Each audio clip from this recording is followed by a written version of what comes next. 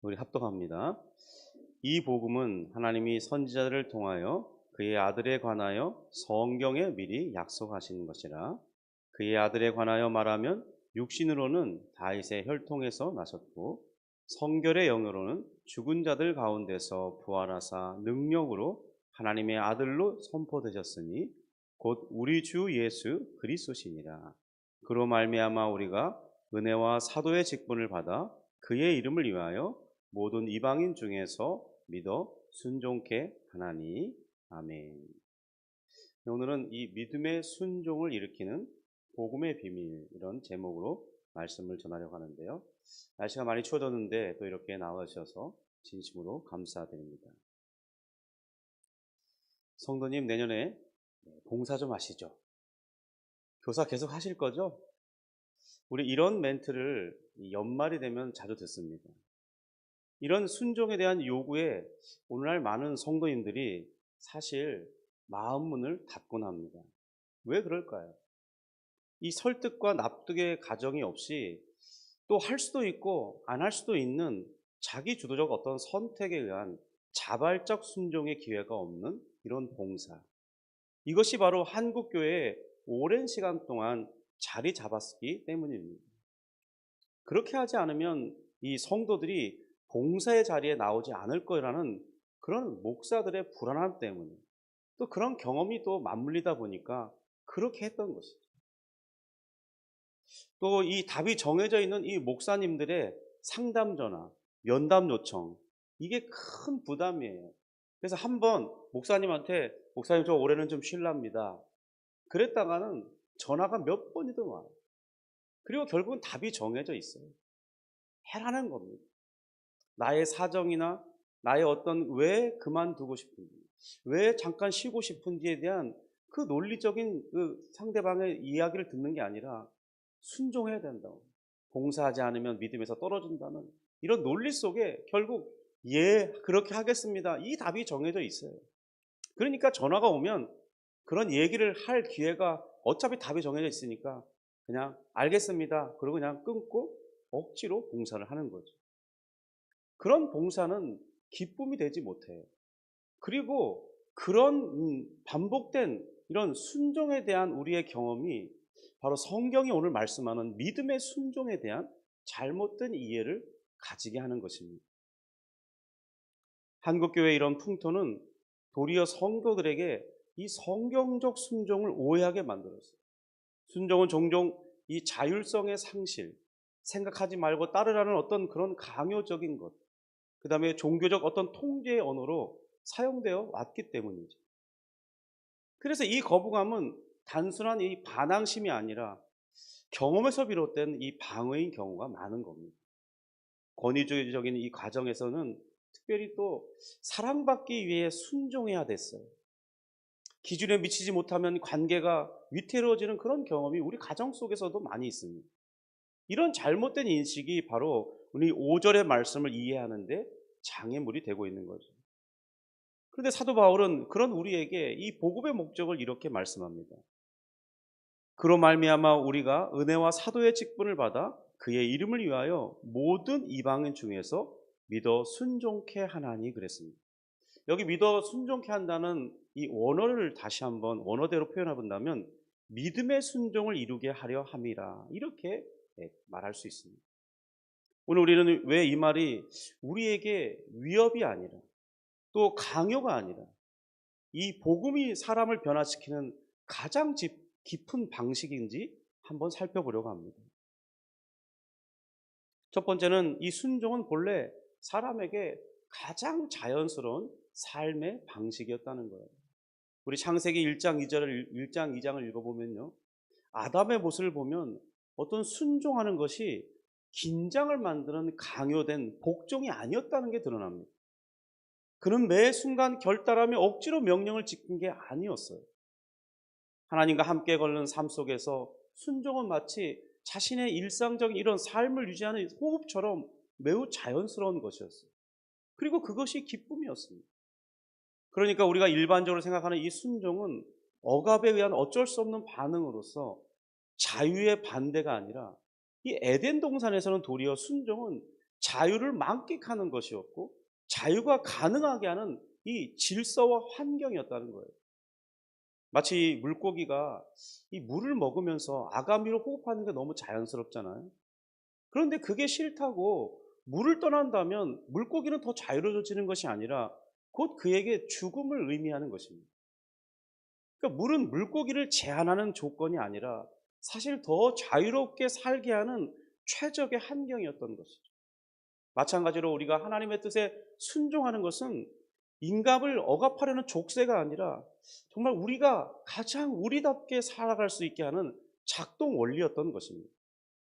그러니까 순종은 죄 이전의 인간에게는 가장 자연스러운 능력이자 아름다움을 경험하는 그런 도구였던 거예요. 그런데 이 불순종은요, 도리어 자유를 확장시킨 것이 아니라 삶의 무게를 증폭시켰을 뿐이에요. 창세기 3장을 보면요, 사람은 이 순종을 벗어던지고 더 큰 자유를 선택하는 그런 위대한 결정을 한 것처럼 보여요. 아담이 정말 그런 일을 하지 않았습니까? 그런데 그 결과는 그들의 기대와는 완전히 달랐습니다. 그들의 그런 자유로운 선택의 결과는 하나님을 피해 숨고 싶은 그 마음을 갖게 했어요. 하나님과의 친밀했던 이 사귐의 관계는 깨어져 버렸어요. 또 땅은 저주를 받았어. 가시와 엉겅퀴를 만들어내서 이제는 삶이 과도한 수고와 괴로움으로 가득 채워졌습니다. 땀 흘려 일하지 않으면 우리가 먹을 것이 없는 그런 인생을 살게 됐어요. 그러니까 그들의 예상은 완전히 빗나갔던 것입니다. 그리고 도리어 하나님의 이 경고의 말씀이 정확하게 맞았어요. 이 언약에 대한 불순종은 사람을 더 강인하게 만드는 게 아닙니다. 오히려 삶을 감당하기 어려울 만큼 무거운 짐이 되게 만드는 거예요. 오늘날 많은 사람들이 괴로움을 얻고 사는 것은 사실 이 순종을 버린 결과의 산물인 것입니다. 이 성경이 말하는 문제는 단순한 규칙 위반이 아니에요. 하나님과 그의 말씀을 의심하고 신뢰하지 못한 이 불신앙과 불순종의 결과인 것입니다. 우리가 이 삶을 살아갈 때 괴로움을 겪으며 사는 이 원인은 사실 그러니까 우리로부터 시작된 것이 아닙니다. 우리의 언약의 머리가 그렇게 한 거예요. 우리는 다 우리의 이 언약의 질서를 결정짓는 그 사람의 책임을 함께 짊어지고 살아가는 존재입니다. 그래서 우리는 태어나면서부터 우리 일생을 질고를 가지고 살아야 돼요. 삶을 살아야 한다는 어떤 무게감을 가지고 살아야 돼요. 이 땅에서 어떤 성과를 이뤄야 되고 자리를 잡아야 되고 무엇인가를 이루며 살아가야 돼요. 땀 흘려 수고해야 된다는, 그렇지 않으면 도태된다는 이런 이 정글의 법칙 속에서 살아야 되는 그런 인생인 것입니다. 그래서 우리는 다 무거운 짐을 살아가는 그런 인생일 수밖에 없어요. 그래서 하나님께서는 우리에게 바로 복음 안에서 새 언약의 머리를 보여주신 것입니다. 이 믿음의 순종을 통해서 이 언약의 머리를 바꾸라는 거예요. 우리에게 진정한 자유와 이 기쁨을 다시 누리는 존재가 되게 하시겠다는 거죠. 그리고 원래 아담이 누렸던 그 하나님과의 친밀한 관계를 가능케 하시고 하나님과의 사랑의 사귐을 이루어 주시겠다는 것이 바로 새 언약의 이 머리를 제시해 주는 거였습니다. 바로 복음 안에 있는 그의 아들 예수 그리스도가 우리에게 그러한 답을 제시해 준다는 거죠. 여기서 우리가 5절이 말씀하는 믿음의 순종을 어떻게 이해해야 될지 좀 더 살펴볼 필요가 있습니다. 믿음의 순종이란 은혜에 이끌려가는 그런 순종이 아닙니다. 이것은 결국 순종의 비자발적이고 수동적인 어떤 반응이라는 오해를 불러일으킵니다. 오늘 본문에서 말씀하는 이 복음에 대한 믿음의 순종은 단순한 어떤 행위의 순종을 말씀하는 게 아닙니다. 오늘 말씀은 복음을 들을 때 나타나는 우리의 어떤 인격적인 반응으로서의 믿음, 그리고 그 믿음과 함께 작동하는 순종을 말하고 있는 건데요. 이것은 바로 진리에 대한 지적 이해를 포함하는 겁니다. 우리가 진리를 듣고 배울 때 지적인 이해가 생기죠. 그런데 그것으로만 멈추는 게 아닙니다. 바로 복음 안에 나타난 하나님의 아들이신 그리스도께 우리 자신을 의탁하는 그런 복종의 요소가 포함되는 것입니다. 그렇다고 이 믿음이 강제되는 반응을 말하는 게 아닙니다. 우리는 복음 안에서 하나님의 사랑이 무엇인지 듣게 되죠. 그리고 그 사랑의 이야기를 들으면 우리는 감화되고 벅찬 감동을 느낍니다. 왜 받을 만한 자격이 없는 나에게 이런 과분한 것을 아무런 값도 요구하지 않은 채 그냥 주시는 것입니다. 그런 생각을 하게 되면, 곰곰이 생각하게 되면 정말 너무나 좋은 거죠. 나를 보면 이건 받을 만한 내가 자격이 없어요. 무슨 값이라도 지불하면 좋겠는데 값을 요구하지도 않아요. 왜냐하면 그만큼 값을 지불할 것이 우리에게 없기 때문에. 그런데 아무리 생각해봐도 이렇게 무상으로 주시겠다는, 이 좋은 것을 그냥 주시겠다는 그런 이유를 거부할 게 없죠. 그래서 우리는 너무나 감사한 인격적인 반응으로서 우리는 믿음으로 예수님을 나의 구주와 나의 주님으로 받아들이게 되는 것입니다. 이것을 바로 믿음의 순종이라고 말하는 겁니다. 우리는 하나님의 은혜의 선물에 믿음의 순종을 통해서 수동적으로 그 은혜를 받는 거예요. 그러니까 하나님이 주시지 않으면 우리는 받을 수가 없어요. 그러니까 능동적이지 않다는 것은 내가 그 선물을 받고 싶다고 하나님 주세요 이렇게 할 수 있는 게 아니라는 거예요. 하나님은 누구에게든지 하나님의 선물을 준비해서 하나님이 주도적으로 너에게 이 선물을 주고 싶다고 말씀하십니다. 우리는 그 선물을 소식을 들을 때 믿음이라는 수동을 통해서 받는 것뿐이에요. 내가 주도적으로 그것을 달라고 할 수도 없고 찾아낼 수도 없는 거죠. 만들 수도 없는 것입니다. 그런 점에서 이 믿음의 순종이란 수동적이라고 말하는 거예요. 그렇지만 이 우리 마음에서 그것을 받을 때는 자발적인 사랑의 반응을 하게 됩니다. 고린도후서 5장 14절에 보면 그리스도의 사랑이 우리를 강권하신다 이렇게 말합니다. 바로 나를 향한 그리스도의 이 희생과 사랑을 듣는 우리 마음이 깊은 감화를 받게 되고 자발적으로 자발적으로 내 삶의 기존에 있던 삶을 살아던 방향에서 틀어서 그리스도께로 향하는 그런 내적인 작용을 일으키는 그런 표현을 믿음의 순종이라고 하는 것입니다. 우리 한때 패션 오브 크라이스트라는 그 영화를 아주 유행처럼 본 적이 있습니다. 그 영화를 보고 있으면요, 우리 마음이 울컥울컥해요. 왜 나를 위해서? 왜 내가 받아야 할 형벌을 왜 대신 받으시는 거지? 이런 생각을 하게 되면요, 우리의 결론은 그만큼 나를 사랑하시는 거구나. 하나님께서 정말 자기 아들을 이렇게 이런 모진 고통과 순환을 겪게 하시면서까지도 나를 사랑하시는 거예요. 그 깨달음을 그 영화를 보면서 알게 되는 거죠. 그런데 주님이 내게 요구하시는 것은 많은 것이 아니에요. 단 한 가지라는 거죠. 그저 주님은 우리에게 그런 주님을 믿으라는 겁니다. 그런 설득 앞에 우리의 반응이 무엇입니까? 당연하죠. 당연히 믿어야죠. 그런 인격적인 반응, 감사로 받는 그 반응, 그것을 바로 믿음의 순종이라고 말하는 것입니다. 웨스민스터 신앙고백은 이 성령의 사역을 인간의 의지를 제거하거나 무력화하는 것이라고 말하지 않습니다. 오히려 타락으로 왜곡된 우리의 의지를 새롭게 하셔서 사람이 기꺼이 하나님 앞에 자발적으로 순종하도록 만드신다고 말하고 있습니다. 팀 켈러 목사님 이 부분에 대해서 로마서 6장의 말씀을 근거로 우리는 반드시 누구에겐가 순종하며 살아가는 존재라고 설명합니다. 그는 말하기를 인간은 본질적으로 예배하는 존재라는 겁니다. 그러니까 하나님을 우리가 예배하지 않는다면 우리는 또 다른 것을 예배한다는 거예요. 이 세상의 성공이나 인정이나 어떤 욕망, 그런 다른 것들을 예배하게 돼 있다는 겁니다. 그런데 그 하나님 외의 다른 모든 것들은 우리에게 점점 더 많은 것을 요구하면서도 결코 우리에게 안식을 허락하지 않는다는 겁니다. 사도 바울은 로마서 6장 16절에서 이렇게 말하죠. 너희 자신을 종으로 내주어 누구에게 순종하든지 그 순종함을 받는 자의 종이 되는 줄 너희가 알지 못하느냐. 그리고 이어서 말씀하기를 19절 20절에서 전에 너희가 너희 지체를 부정과 불법에 내주어 불법에 이른 것 같이 이제 너희의 지체를 의에게 종으로 내주어 거룩함에 이르라. 너희가 죄의 종이 되었을 때에는 의에 대하여 자유로웠느니라. 그러니까 우리가 우리 욕망을 따라 살 때, 우리 자신이 원하는 것을 마음껏 하며 살 때는 우리는 하나님의 뜻에는 자유로웠다는 거예요. 그렇지만 우리가 하나님의 뜻에 순종할 때는 세상의 그런 요구에 대해서 자유할 수 없다는 거죠. 결국 이 말은 무슨 말이냐? 팀 켈러 목사님 말씀하는 것처럼 우리는 예배하는 존재라는 거예요. 섬기는 존재라는 거죠. 단지 무엇을 섬길 것인가를 우리가 결정해야 되는 것입니다.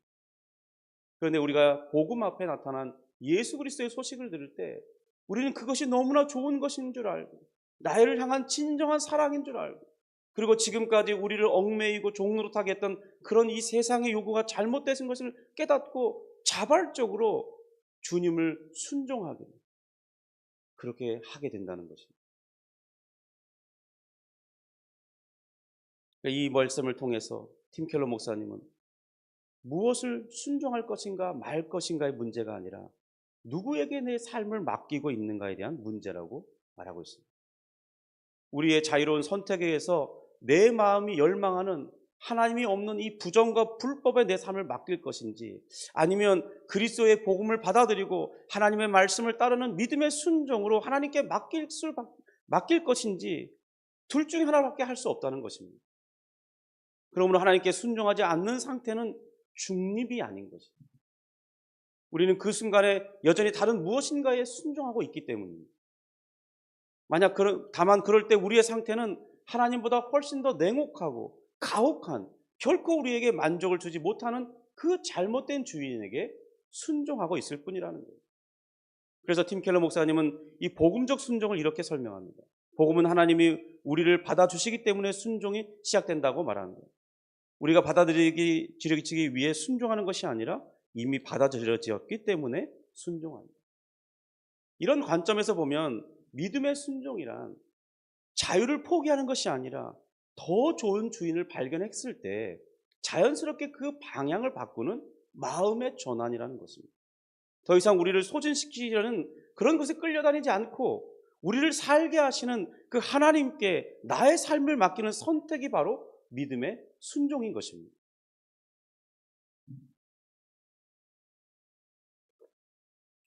우리 프로그램 중에 이전에 우리 아이가 달라졌어요. 그게 한참 또 방영하다가 요즘에는 금쪽 같은 내 새끼 이런 거 방영하잖아요.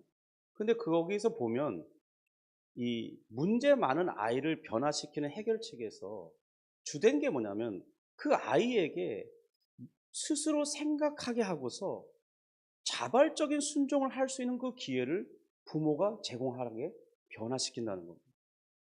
그러니까 부모가 변화되니까 그 아이가 다른 방향, 다른 반응을 보인다는 거죠. 그러니까 믿음의 순종이란 마치 이 어린아이가 찾기를 건널 때 부모님이 손을 꽉 잡고 건너잖아요. 이 아이의 손을 잡는 이 부모의 손길은 그러니까 강요가 아닌 것이죠. 그 아이를 지켜내게 한 부모의 사랑이잖아요. 그것을 아는 아이는 바로 나를 사랑하는 부모님이 나를 보호하기 위해서 손을 내밀고 내 손을 잡는다는 사실을 알 때 그 아이는 그것을 알기 때문에 나를 사랑하는 부모님께 나를 맡기려는 의도에서 내 손을 맡기는 거죠. 아이는 그 손이, 부모님의 손이 안전하다는 것을 알기 때문에 스스로 내어미는 것입니다. 바로 이것이 믿음의 순종이라는 거예요. 복음이 하나님의 아들에 관하여 증거할 때 우리에게 믿어 순종케 한다는 것은 바로 깊은 신뢰 속에 손을 잡는 어린아이의 행동처럼 반응하는 것. 그것이 바로 믿음의 순종이라는 것입니다. 성도 여러분, 이 복음을 믿는다는 것은 복음 안에 있는 그리스도를 보면서 내 스스로 나를 구원할 수 없다는 사실을 알고 십자가에 달린 그리스도를 붙드는 것입니다. 그리고 이제 하나님 앞에 나아갈 수 있도록 이 예수님의 순종과 부활하심으로 얻으신 그 의로움이 나를 위해 예비된 선물. 그러니까 이 의로움을 얻게 되면 하나님께 나아갈 수 있고 그 이전에 아담이 누리던 친밀한 사귐이 회복되고 이제 하나님을 사랑한다 말할 수 있고 하나님의 사랑을 나도 느끼면서 살아갈 수 있는 이 관계 회복이 가능하다는 것을 알게 될 때 그 좋은 것을 이 힘있게 붙드는 그 믿음, 그런 행위, 그 믿음의 행위를 바로 믿음의 순종이라고 말하는 것입니다. 사도 바울은 바로 이 일을 행함에 있어서 그의 이름을 위하여 라고 이 일을 하겠다고 말하고 있습니다. 그러니까 사도 바울은 그 이름을 위한다는 것은 뭐냐면 바로 그리스도의 영광을 위해서 그 일을 한다는 겁니다. 그러면 우리는 어떻게 하나님과 그리스도의 영광을 위하여 할 수 있는 것이 무엇이겠습니까? 유대인들은요, 오병이어의 기적을 맛본 후 예수님을 찾아 나섰습니다. 한 이틀 정도 찾았을까요? 예수님을 드디어 만났습니다. 그러니까 예수님은 썩을 양식을 위하여 하지 말고 너희의 참된 것을 위하여 일하라고 했어요. 그러니까 유대인들이 예수님에게 다시 묻죠. 하나님을 위해서 일하라 하셨는데 도대체 어떻게 하는 것이 하나님의 일입니까? 이렇게 물었어요. 그런 그들에게 예수님은 요한복음 6장 29절에 이렇게 말합니다. 하나님께서 보내신 일을 믿는 것이 하나님의 일입니다.